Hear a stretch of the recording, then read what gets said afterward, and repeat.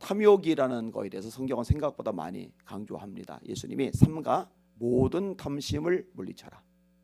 일부가 아니라요. 모든 탐심을 물리쳐라. 사람의 생명이 그 소유에 넉넉한 데 있지 아니하니라. 이렇게 말씀을 하셔요. 바울 사도는 이 탐심을 좀 더 과하게 표현을 하죠. 탐심 곧 우상숭배. 탐심은 곧 우상숭배이다. 이렇게 얘기합니다.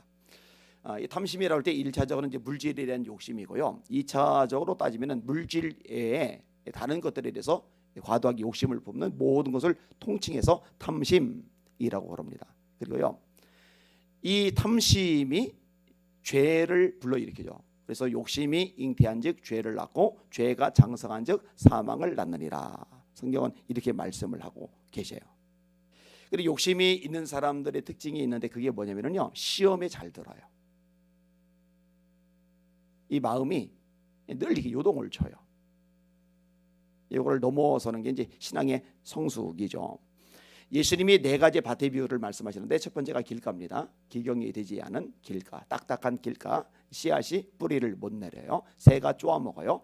말씀을 들을 때 깨닫지 못하는 사람, 마귀가 그 말씀을 빼앗아 가버리죠. 돌밭은 흙은 있는데 그 밑에 돌이 있기 때문에 뿌리를 깊이 못 내리는. 그래서 잎이 펴요. 싹이 돋아요. 자라요. 잎도 어느 정도 피는 것 같아요. 근데 그러다가 햇볕이 내리쬐면 말라 비틀어 죽어요. 이 말씀을 받을 때 기쁨으로 받는데 뿌리를 깊이 못 내려서 말씀으로 인한 시련을 만날 때 시들어 버리는 신앙. 그다음에 세 번째가 이제 가시떨기인데 이 가시떨기는 돌이 없으니까 뿌리를 내리죠. 햇볕이 내리쬐도 문제가 없어요. 물을 빨아들이니까 잘 자라요. 무성해요. 근데 열매까지는 못 가요. 왜냐? 가시의 기운에 눌려가지고. 이 가시의 기운이 뭐냐? 두 가지인데 하나는 재리의 유혹, 하나는 생활의 염려. 근데 이 재리의 유혹과 생활의 염려가 둘 다 돈하고 관련이 됩니다. 그죠? 이 돈에 대한 욕심. 생활의 염려는 뭐예요? 먹고 사는 문제에 대한 염려. 예수님이 산상수훈 말씀하실 때 목숨을 위해서 무엇을 먹을까, 무엇을 마실까, 몸을 위해서 무엇을 입을까 염려하지 말라. 이게 이제 생활의 염려거든요. 하지 말라고 말씀하신 거. 이게 맡겨야 되는데 이게 맡기는 과정이 잘 안 되는 거예요. 그리고 물질보다 하나님이 우위에 있어야 되는데 이게 쉽지가 않은 거예요. 하나님 때문에 울고 웃는 것보다 돈 때문에 울고 웃는 게 더 많아요. 말씀에 따라서 좌지우지 되어야 되는데 이 물질 돈에 따라서 좌지우지 되는 일이 참 많아요. 그래서 그 밭의 비유에서 세 번째 이게 돈하고 관련이 되는 거예요. 그리고 확대를 하면 이제 다른 욕심들하고 연결이 되겠죠. 자, 오늘 본문으로 돌아올게요. 오늘 본문에 보니까요, 백성들이 원망을 하죠. 1절에 여호와께서 들으시기에 백성이 악한 말로 원망하매 여호와께서 들으시고 진노하사 여호와의 불을 그들 중에 붙여서 진영 끝을 사르게 하시매. 자, 하나님의 불이 임했다. 하나님의 불이요, 성경에서 두 가지 이미지를 가집니다. 이게 긍정적인 이미지를 가질 때는 성령의 불을 말하는 거예요. 그래서 예수님이 누가복음 12장이 말씀하세요. 내가 불을 땅에 던지러 왔노니 이 불이 이미 붙었으면 내가 무엇을 원하리요. 나의 받을 세례가 있으니 그 이루어지기까지 나의 마음에 답답함이 얼마나 하겠느냐. 하나님은 우리가 불 받기를 원하셔요. 뜨거워지기를 원하셔요. 자, 이 불이 부정적으로 쓰일 때는요, 하나님의 심판입니다. 아론에게 아들이 4명이죠. 나답, 아비오, 엘라살, 이다말. 그런데 나답과 아비오, 첫째와 둘째 아들들이 죽어요. 제사장 후보자들이 죽어요. 왜 죽느냐? 하나님이 정하신 불 말고 다른 불을 두리다가 본인들이 다 죽어버렸어요. 그 다음에 고라의 선동에 넘어간 250명의 족장들이 향로를 가지고 하나님 앞에 드린다고 하는데 성막에서 불이 나와서 그들을 태워요. 이 심판이죠. 다 심판. 오늘 본문에도 마찬가지예요. 여호와의 불이 그들 중에 붙였다. 이게 하나님의 불이 붙어버리니까 이게 뭐 물을 뿌린다고 꺼지는 게 아니에요. 모래를 끼얹는다고 꺼지는 게 아니에요. 안 꺼져요. 심판의 불이라서. 그럼 이 불이, 심판의 불이 왜 임했느냐? 명확하게 말씀하죠. 백성이 악한 말로 원망하며. 따라합시다. 원망은 심판을 끌어들인다. 따라합시다. 불평은 징계를 끌어들인다. 고린도서 10장이죠. 원망하다 그들이 원망하다가 멸망시키는 자에게 멸망을 당하였나니 너희는 그들과 같이 원망하지 말라. 여기 이제 출애굽한 이스라엘 백성들을 바울 사도가 염두에 두고 말한 거예요. 너희는 그들과 같이 원망하지 말라. 근데 성경에서 생각보다 이 부분을 굉장히 많이 강조를 하고 있음에도 불구하고요, 교인들이요 이거를 못 벗어나요. 툭하면 원망합니다. 툭하면 불평합니다. 제가 예전에 설교할 때 원망과 불평은 심판을 끌어당기는 자석이다 이런 제목으로 설교를 했는데, 진짜로 하나님 심판을 끌어당기는 역할을 하는데 이 고리를 못 끊어내요. 이게 참 안타까운 일이죠. 속상한 일이죠. 여러분, 게다가 이 모세가 얼마나 헌신을 많이 했습니까? 얼마나 포기를 많이 했습니까?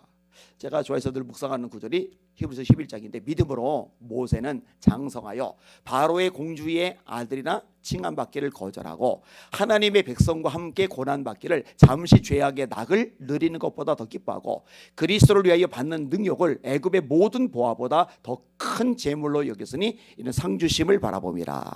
싹 포기하고 백성과 함께 고난받기를 선택을 했는데, 이 모세를 향해서도 끝없이 원망하는 거예요. 근데 모세가 참 대단한 사람이에요. 오늘 본문에도 하나님의 불이 임하니까 안 꺼져요. 어떻게 꺼지느냐? 모세가 기도하니까 꺼져요. 좋은 지도자죠. 자, 이렇게 원망하면은 정말 큰일 나는구나, 안 되는구나, 이거를 이제 금방 배웠어요. 경험했어요. 그러면은 물고기 IQ가 아닌 이상, 닭 IQ가 아닌 이상은 다음번에 조심해야 되는데, 요 구절 바로 다음에 또다시 이 원망의 문제가 발생을 해요. 4절, 그들 중에 섞여 사는 다른 인종들이 탐욕을 품음에, 탐욕이란 말, 욕심이란 말이 나와요. 탐욕을 품음에 이스라엘 자손도 다시 울며 이르되 누가 우리에게 고기를 주어 먹게 하랴. 왜 원망을 해요? 탐욕 때문에, 욕심 때문에. 욕심만큼 안 되니까, 욕심만큼 채워지질 않으니까 그게 불평의 거리, 원망의 거리가 돼버리는 거예요. 자, 문제는 이게요, 이스라엘 백성들이 처음에 탐욕을 품었던 게 아니에요. 그들 중에 섞여 사는 다른 인종들이 탐욕을 품었다. 그러니까 애굽에 10가지 재앙이 내렸잖아요. 그러니까 이집트라는 거대한 제국 안에 숨어 지내던 이 소수민족 사람들, 다양한 인종 사람들이 와, 대단하다. 저 애굽의 파라오는 신과 같은 존재인데 저 파라오가 항복해버렸네. 저 파라오의 아들까지 심판당해 죽어버렸네. 애굽 전역이 완전히 몸살을 앓네. 야, 저 이스라엘 하나님 대단하다. 이스라엘에서 나간다고 그러니까 우리도 가자 막 우르르르 이렇게 같이 몰려 나갔거든요. 근데 이들이 탐욕을 품었어요. 그러니까 이제 원망하는 거예요. 이게 전염이 돼버린 거예요. 이스라엘 자손도 다시 울며 이르되, 이 다시란 말이 붙어요. 또 원망하는 거예요. 누가 우리에게 고기를 주어 먹게 하랴. 여러분, 원망과 불평은요 전염성이 진짜로 강합니다. 전염성이 진짜로 강해요. 여러분, 이스라엘 백성들이 여자들 빼고 아이들 빼고 몇 명이 출애굽했죠? 60만 3,550명. 어마어마하죠. 근데 60만 3,550명 중에 몇 명이 가나안 땅에 들어갔죠? 2명. 이게 확률로 따질 때, 퍼센티지로 따질 때, 와, 진짜 미미해요. 그러면은 그 어마어마한 사람들 대다수가 가나안 땅에 들어가지 못한 이유가 뭐였죠? 원망과 불평. 근데 왜 원망과 불평을 했죠? 그 10명의 요 때문에, 요거. 그 10명의 입 때문에. 가나안 땅 가봤더니 하나님은 심히 아름다운 땅이라 하셨는데, 아니다, 우리가 눈으로 봤더니 거미를 삼키는 땅이더라고요. 우리는 메뚜기라고, 그냥 우리 다 죽었다고. 그냥 이 불평과 원망이 백성들이 전염이 되면서 밤새도록 통곡하고 하나님이 결국 결론을 내리신 거예요. 그들의 말이 내 귀에 들린 대로 내가 그들에게 행하리니. 여러분, 잘 들으세요. 여러분들도 원망과 불평의 말을 조심해야 되겠지만 듣는 것도 조심하셔야 돼요. 듣는 것도 조심하셔야 돼요. 나는 괜찮겠거니, 나는 영약을 안 배웠거니, 나는 뭐 아무 상관없거니, 이거 다 착각이라니까요. 이건 다 착각이에요. 그러니까 부정적인 얘기, 불평하는 얘기, 원망하는 얘기를 하면은요 상대방 못하게 막는 게 그 사람도 살리고 나도 살리고 교회 공동체도 살리는 거예요. 아니면 듣지라도 마세요. 듣고 맞장구 쳐주고 공감해주고 그거는요 그렇게 해가지고 마음을 토닥여가지고 뭐 어쩌고 저쩌고 착각입니다. 하등의 유익이 안 돼요. 사실 주일 전체가 다 모였을 때 뭐 새벽에 이렇게 나와 기도하는 여러분들은 그래도 안심이 되는 분들인데 이런 메시지가 가끔 필요해요. 가끔 필요해요. 자, 백성들이 툴툴툴툴 그래요. 원망을 계속했잖아요, 그죠? 하나님이 손을 대세요, 손을. 고기가 아직 이 사이에 있어 식히기 전에 여호와께서 백성에게 대하여 진노하사 심히 큰 재앙으로 치셨으므로 그곳 이름을 기브롯 핫다아와라 불렀으니 욕심을 낸 백성을 여기 또 나오죠. 욕심을 낸 백성을 거기 장사함이었더라. 백성이 기브롯 핫다아와에서 진행하여 하세롯에 이르러 거기 거하니라. 하나님이 진노하셨다. 앞부분에도 진노하셨다. 그리고 진노하셔서 심히 큰 재앙으로 지셨다.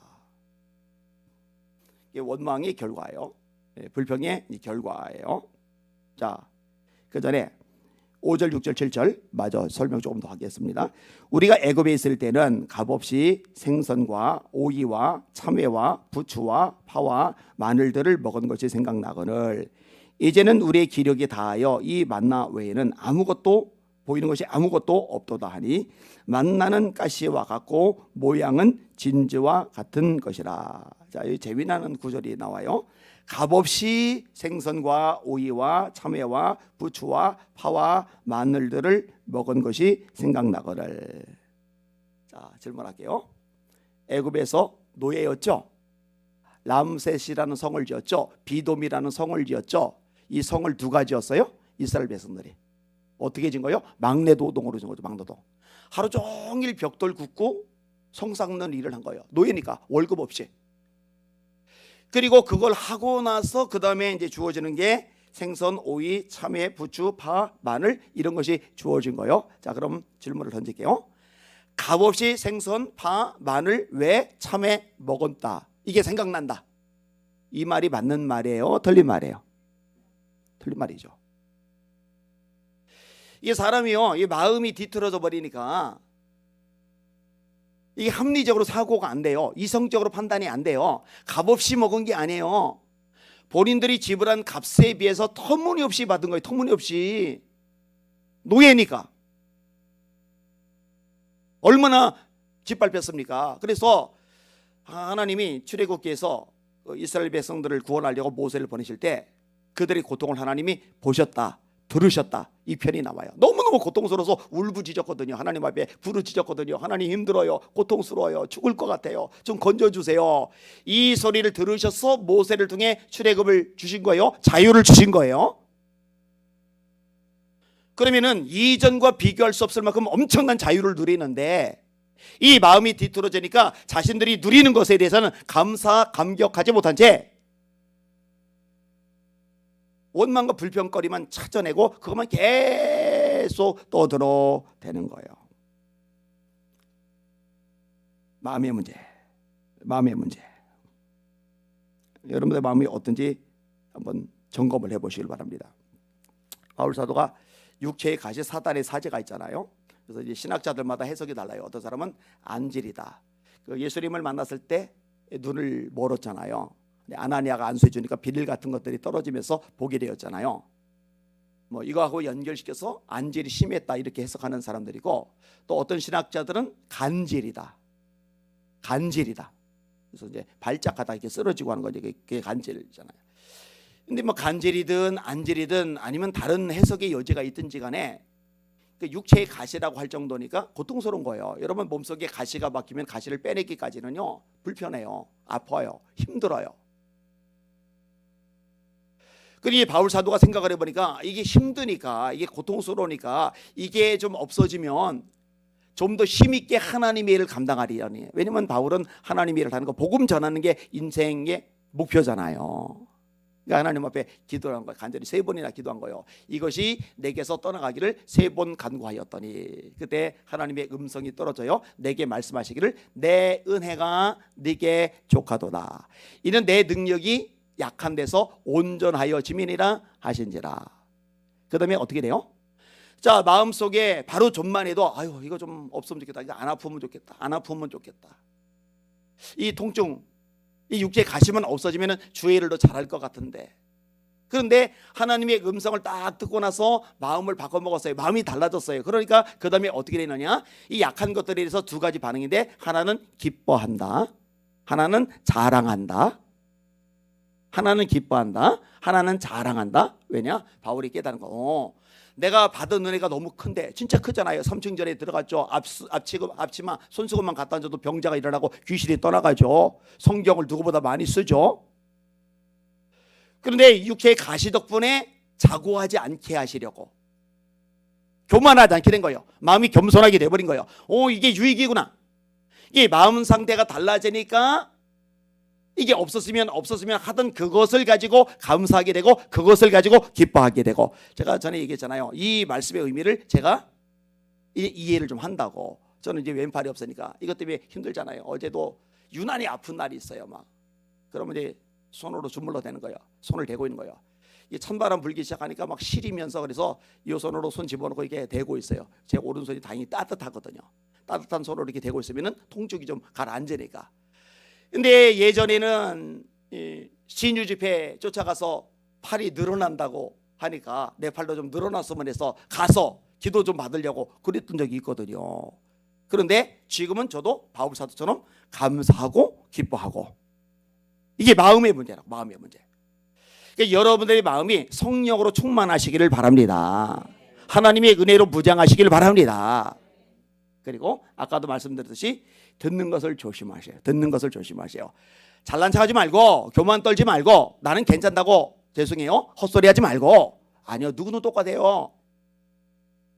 그래서 듣는 거에 대해서 성경은 얘기를 많이 하고 있어요. 불평하는 말, 원망하는 말, 투덜거리는 말, 짜증내는 말, 부정적인 말, 이런 소리들이 자꾸 들리거들랑 이거를 차단하거나 거리를 두거나, 이게 여러분 영혼이 사는 것이고 그 영혼도 살리는 길이라는 거 잊지 마시기를 주님의 이름으로 축원합니다. 자, 따라합시다. 모든 지킬 만한 것 중에서 더욱 내 마음을 지켜라. 생명의 근원이 이에서 나는 줄 알미리라. 하나님, 제 마음을 성령의 능력으로 지켜 주시옵소서.